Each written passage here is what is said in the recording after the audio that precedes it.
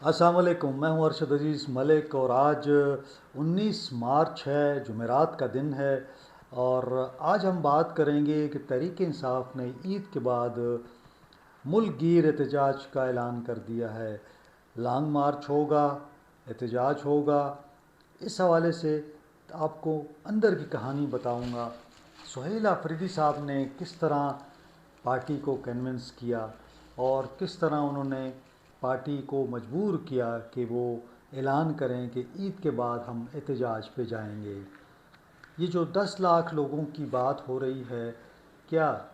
10 lakh worker یا P T I کے جو لوگ ہیں، کیا وہ رہائی فورس کا حصہ بنیں گے؟ پھر یہ رہائی فورس کو کون لیڈ کرے گا؟ یہ بہت بڑے کوشچنز ہیں،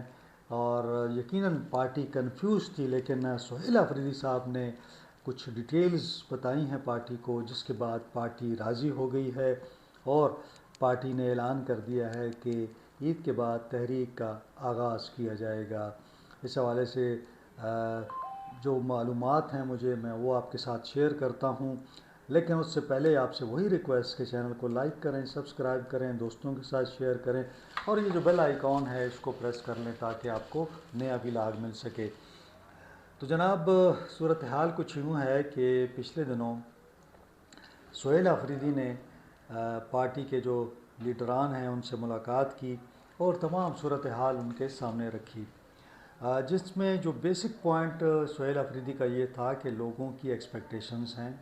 پارٹی کے ورکرز جو ہیں وہ انتظار کر رہے ہیں۔ عمران خان صاحب کو 1000 سے زیادہ دن ہو چکے ہیں، جیل کے اندر ہیں، اور پارٹی کے اندر اختلافات ہیں۔ پارٹی کے جو ورکرز ہیں، جو لوگ ہیں، وہ چاہتے ہیں کہ ہم بھرپور احتجاج کریں، اور جب سے میں وزیر اعلیٰ بنا ہوں 4-5 ماہ ہو گئے ہیں، ہم کوئی بڑا احتجاج نہیں کر سکے، جس کی وجہ سے مجھے تنقید کا نشانہ بنایا جا رہا ہے۔ دوسری جانب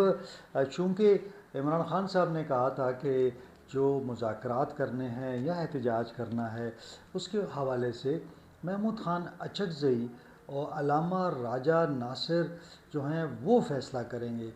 تو سہیل آفریدی نے کہا کہ ورکر جو ہے، پارٹی کا جو ورکر ہے، وہ اس چیز کو تسلیم نہیں کرتا کہ ایسے لوگ جن کا پارٹی سے تعلق نہیں ہے، وہ لوگ جو ہیں وہ فیصلہ کریں۔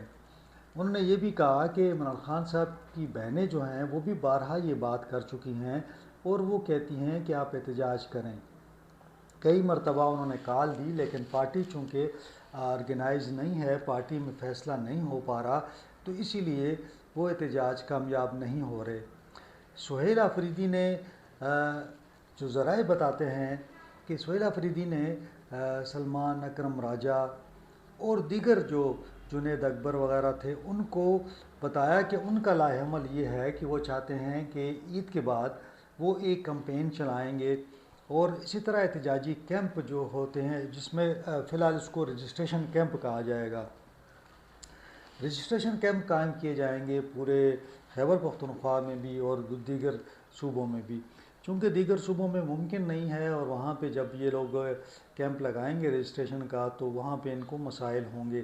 تو ان کے لیے ہو سکتا ہے کوئی ڈیجیٹل سسٹم بنایا جائے، جس کے اندر جو ڈیجیٹل سسٹم کے ذریعے لوگ اس کی رجسٹریشن کریں گے۔ لیکن خیبر پختونخوا میں جو ہے وہ باقاعدہ کیمپ لگیں گے، اور نوجوان وہاں بیٹھ کے یہ تمام جو ہوگا رجسٹریشن کا عمل وہ مکمل کریں گے۔ سہیل آفریدی نے یہ بھی بتایا کہ صوبے کے مختلف اضلاع میں ان کا جو اب اگلا پلان ہے کہ وہ کچھ احتجاجی جلسے کرنا چاہ رہے ہیں، جو انہوں نے پہلے بھی شروع کیے تھے، دوبارہ وہ اس کو ریزیوم کرنا چاہ رہے ہیں۔ پھر ایک جو چیز سمجھ آ رہی ہے وہ یہ آ رہی ہے کہ اپریل یا مئی کے اندر سہیل آفریدی کا یہ خیال ہے کہ کوئی لانگ مارچ کے حوالے سے پلان کیا جائے، کیونکہ رجسٹریشن کا عمل جو ہے وہ مارچ اور اپریل میں ہوگا، تو پھر اپریل کے اینڈ میں یا مئی کے شروع میں اسلام آباد کی جانب لانگ مارچ کا اعلان کیا جائے۔ اب یہ ساتھ ساتھ انہوں نے یہ بھی بتایا کہ یہ جو 10 لاکھ کا ہدف ہے، اس کو ہم نے مکمل کرنا ہے۔ اب پارٹی کے بعض لوگ جو ہیں وہ یہ تمام معاملات پر میری بات ہوئی چند لوگوں سے، تو انہوں نے کہا کہ جی جو پہلے احتجاج ہوئے تھے اس کے اندر بھی تو ورکر شامل تھا نا، تو وہاں تو کوئی رجسٹریشن نہیں ہوئی تھی، وہاں پہ تو کوئی لوگوں کو بلایا نہیں گیا تھا کہ آپ فارم بھریں اور تصویریں لگائیں اور یہ ہم ایک فورس بنائیں گے، تو پہلے بھی جب کال دی گئی تھی لوگ آ گئے تھے، تو اب کیوں اس کا کیا جا رہا ہے؟ بعض لوگوں کا یہ خیال ہے کہ سہیل افریدی جو ہے وہ ٹائم گین کرنا چاہتے ہیں، اور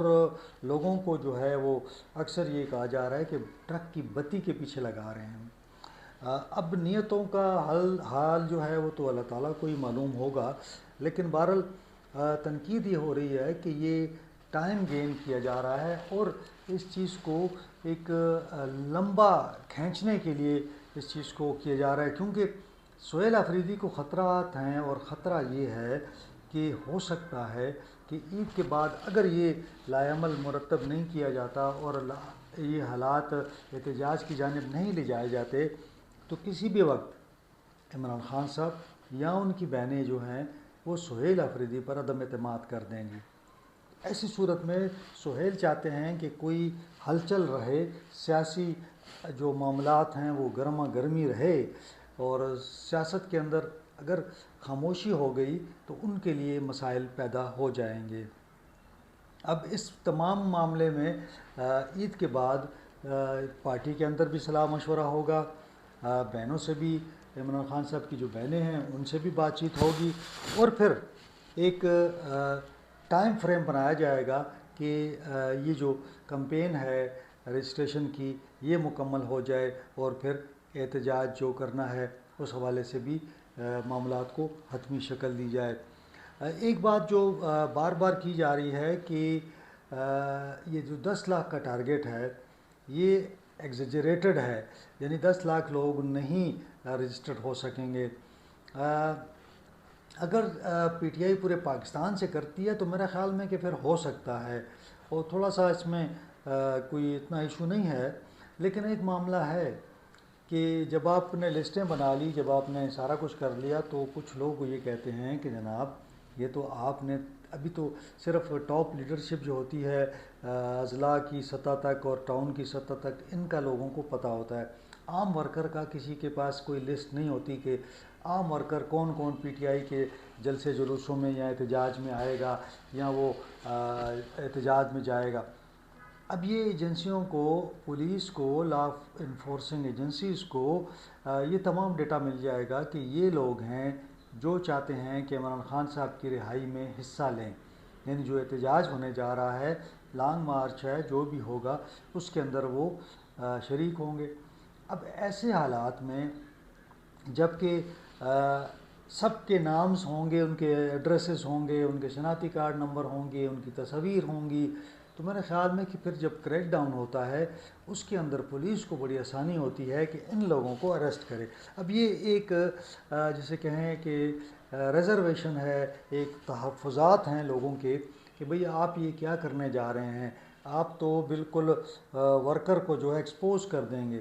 اب مثال کے طور پر ایک جگہ پہ اگر ایک باڈی ہے جو کہ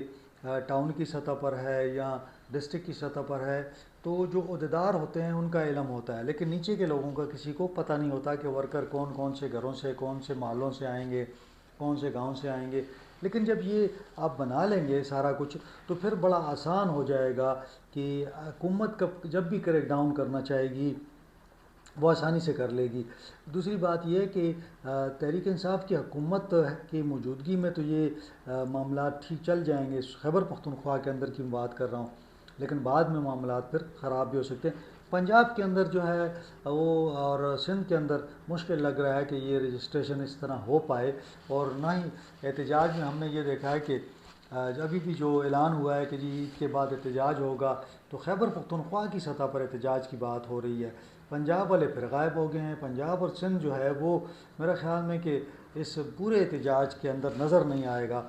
تو یہ صرف جو ہے لگتا یوں ہے کہ یہ خیبر پختونخوا کے ذمہ ہی ہے کہ وہ عمران خان صاحب کی رہائی کے لیے احتجاج کرے، لاٹھیاں کھائے، آنسو گیس کی شیلنگ ہو، گرفتاریاں ہوں، زخمی ہوں، اور ساتھ ساتھ ہلاک بھی ہو جائیں۔ تو یہ ہمارے نوجوانوں کے لیے یہی چوائس رہ گئی ہے۔ باقی جو لوگ ہیں دیگر صوبوں میں تحریک انصاف کے، وہ بڑے آرام سے چل کر رہے ہیں، اور